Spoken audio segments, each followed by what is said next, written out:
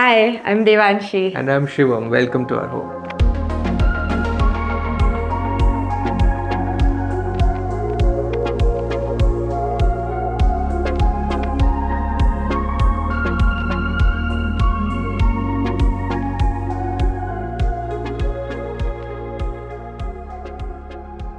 Since our home is a multi-generational home of family of 5, we've tried to bring the essence of Indian culture into a very modern aesthetics into our home. So we've tried to work with natural materials, a lot of Indian prints, colors, the terracotta, the indigos, the yellows coming together cohesively to form what Indian modern dwelling means today. So as I said, how we've tried to blend some traditional crafts and modern language. We've also tried to put together a house which is not corrected in the same era. So for example, this is a Jodhpur dari, which is a couple of years old, couple of paintings that we have collected when we were traveling. Then there are smaller, like for example, this is a century-old art of the Sankheda legs, but then translated into very modern detail of today in metal.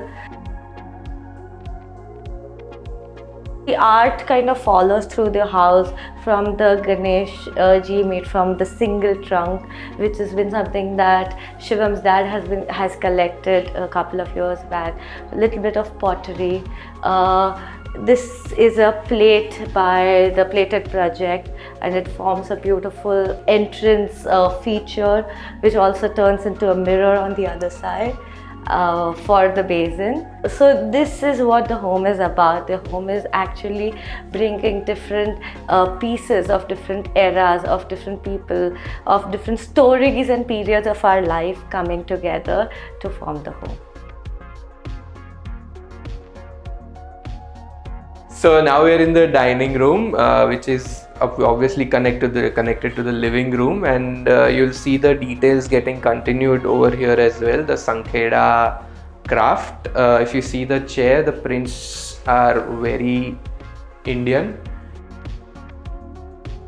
The table is basically a top of Indian stone, Abu Black, with inlay work done in Ambaji marble. The pattern is basically moon orbiting the earth in the night sky basically, and that is how the dining space comes together.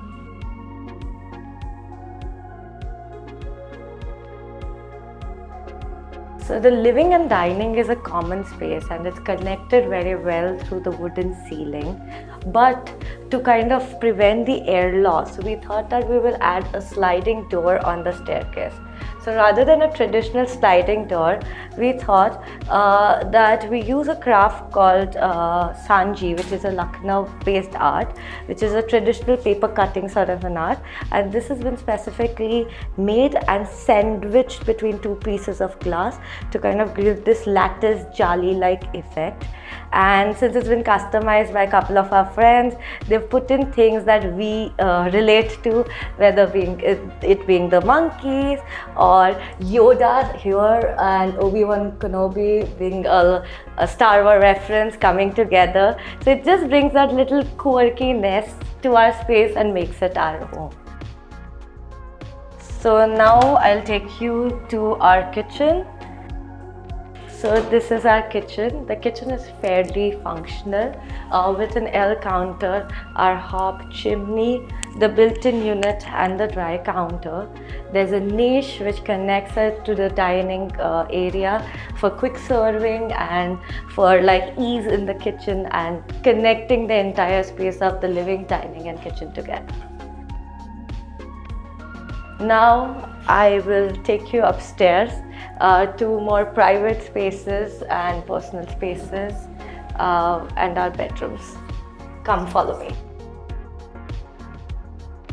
So the yellow Jaisalmer flooring continues across the staircase, bringing that connection of the living room to the dining room. Smaller niche with planters, again a little artwork from the Plated project. The flooring reminiscent of the pole house of Ahmedabad kind of takes you to the upper lounge. So this is a lounge area This was an this was an old balcony which was converted into a TV/reading space for friends and family to come together.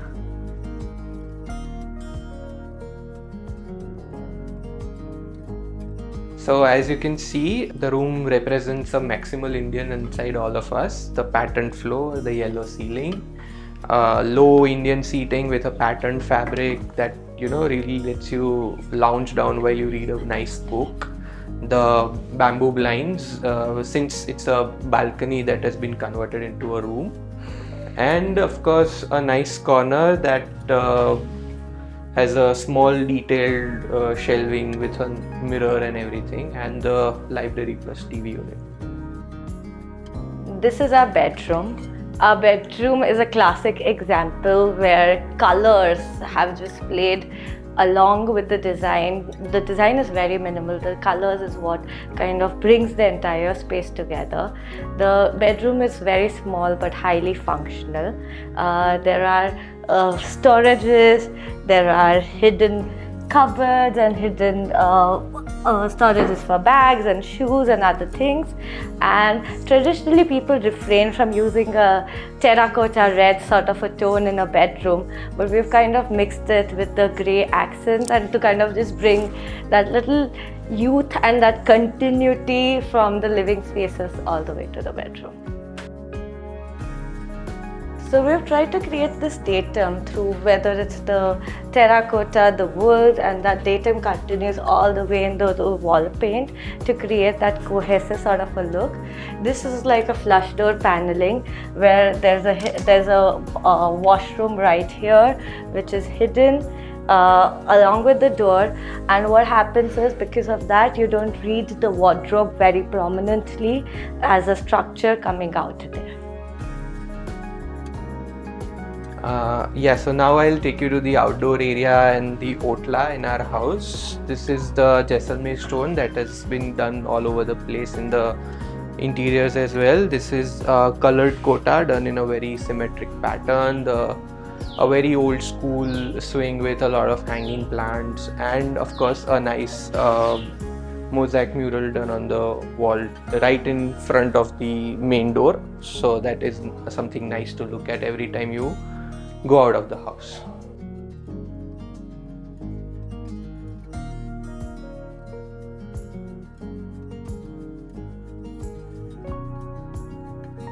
Thank you so much for watching this video. And for more such content, please subscribe to LBB Homely newsletter. Bye. Bye.